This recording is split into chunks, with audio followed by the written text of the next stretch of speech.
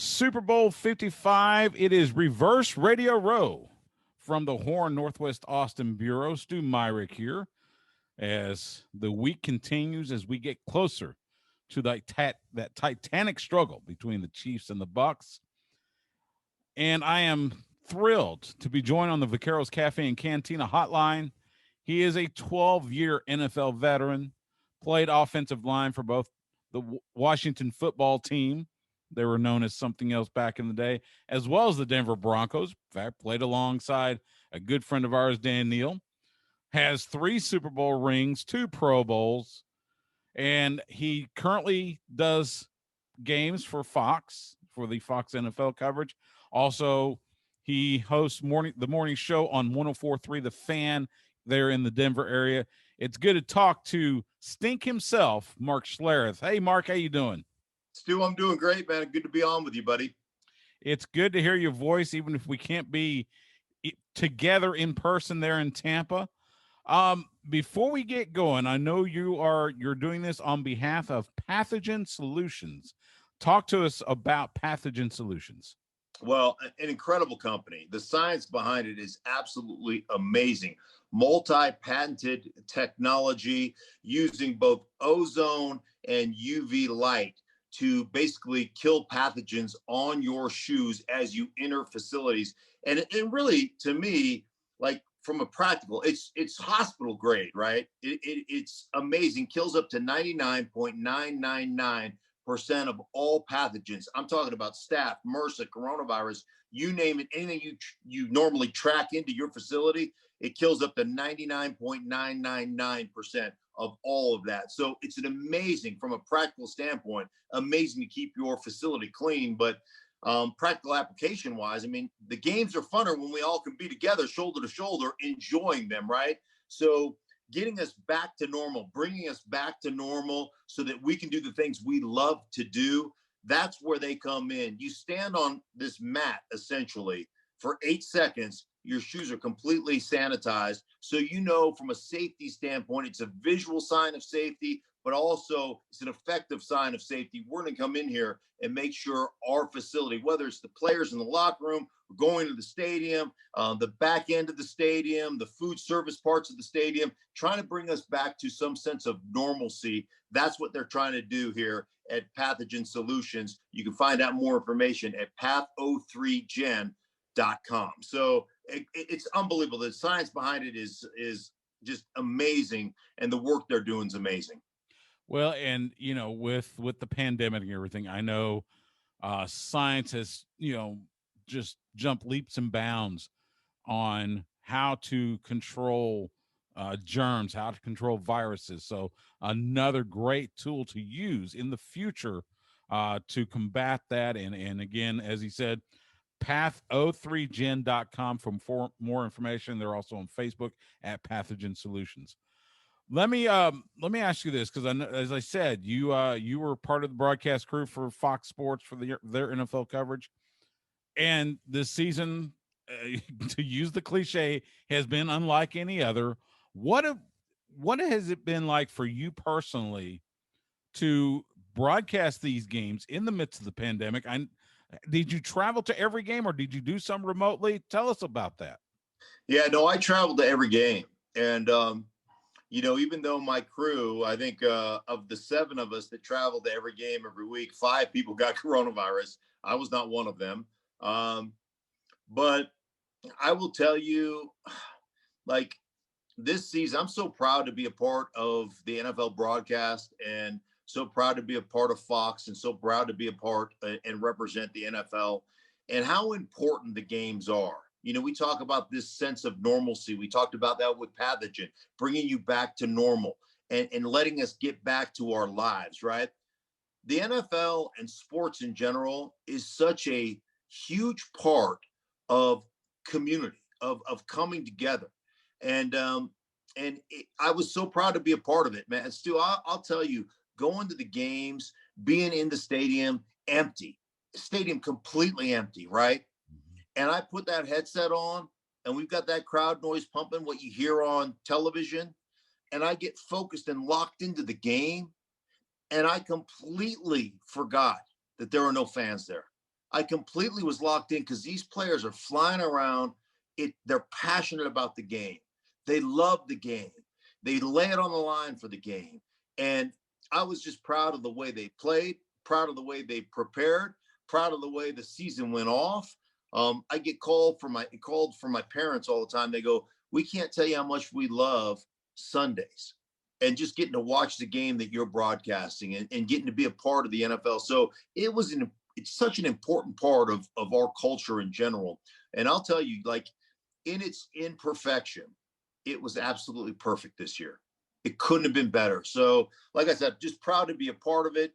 And I'll be honest, man. Once the game kicked off and the guys are flying around, they're trying to make play. I never even noticed that there weren't fans in the stand. Every now and again, I'd look up in the fourth quarter. I'd take my headphones off, and we were just kind of chopping it up. And I'm like, look at this empty stadium. This is crazy.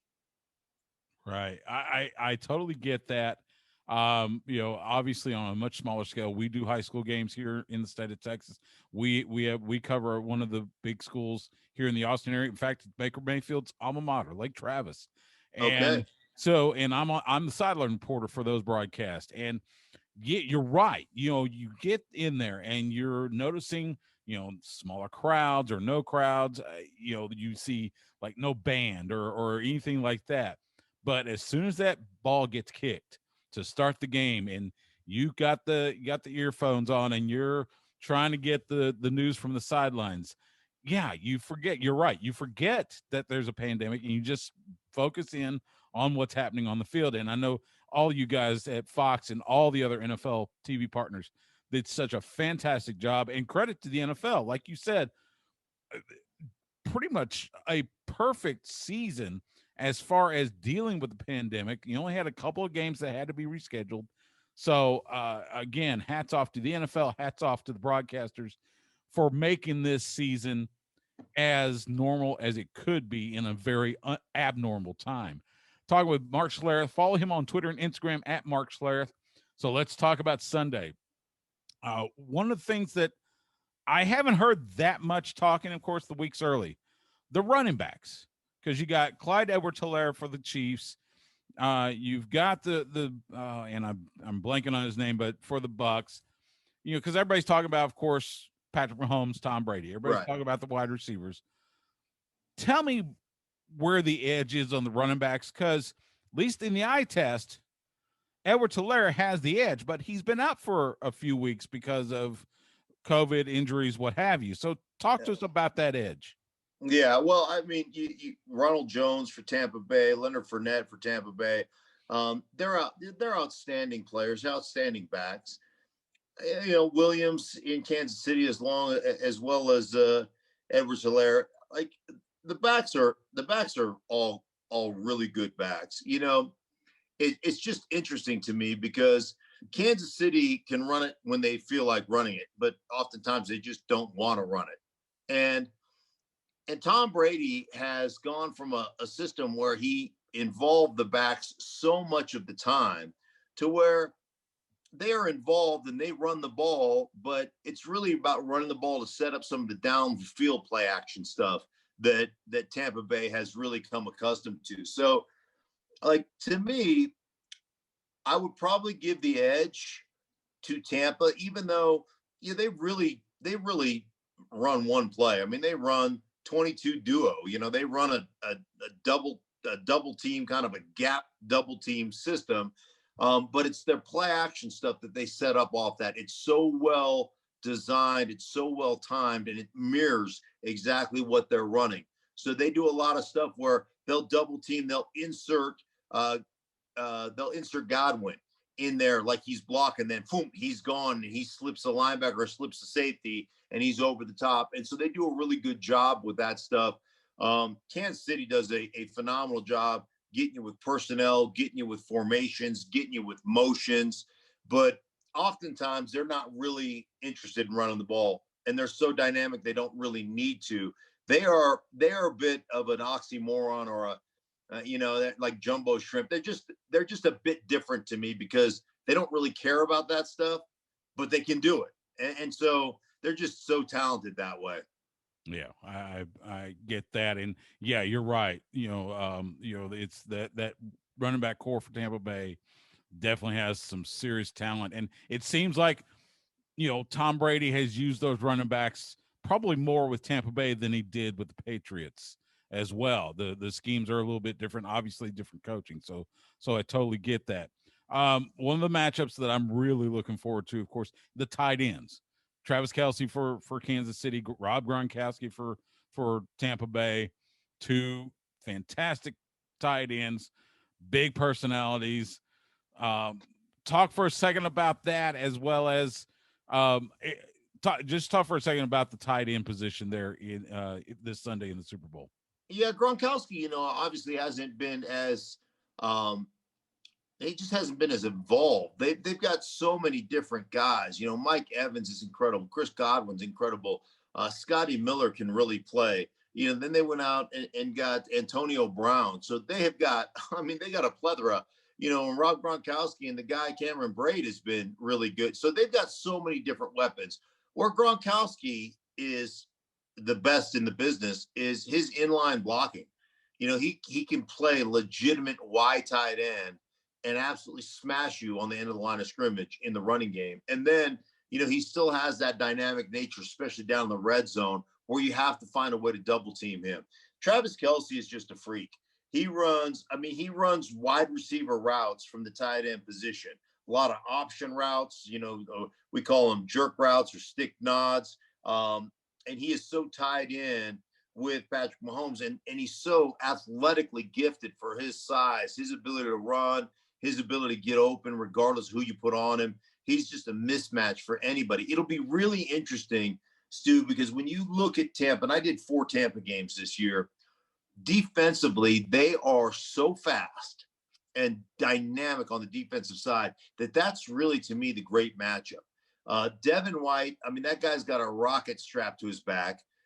Levante David is one of the best linebackers in all of football that nobody really ever talks about. They've got the ability to cover guys one-on-one from that position. And one of the things they do exceptionally well is there's 2 ways you affect a passer. One, with pass rush, right? And if you're pass rushing or you're bringing pressure, you want to be able to affect that quarterback if you're bringing blitz on the 4th step. And they're so fast and their timing is so good in blitz that they can do that.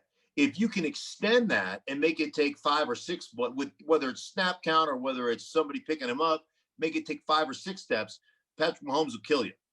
But it's about getting to the quarterback and affecting him on that 4th step. The other part of affecting a passing game is really on the line of scrimmage, press man, disrupting routes. And they're exceptional at that. So to me, the real matchup here is, can we disrupt the routes? Can we disrupt the routes in time for our blitz to get to the quarterback before he can throw the ball?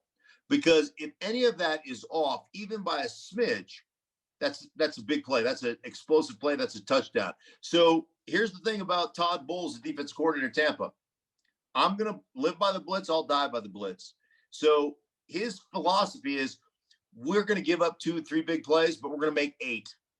And so we're going to win that battle. We're going to win that battle by 5. We make 8, we give up 3, we win by 5. That's his philosophy. And if he gets there, they'll win it. If he doesn't, they'll get blown out. That's the way it works. Sounds pretty simple. So before I let you go, who you got? I'm going to take Kansas City. Their offense is so good and so dynamic. And even if they get down by 10, you talk about flip the switch and right back on it. They'll score in 3 plays and then you're in trouble. That's just how they are. Just like we saw in Miami last year. Amazing. He is Mark Schlereth. Catch him on the morning show on 104.3 The Fan in the Denver area. Catch him on Instagram and Twitter at Mark Schlereth, and of course does great work for Fox Sports. Mark, great to talk to you, man. All the best to you. Be well, be safe, and we'll talk again soon.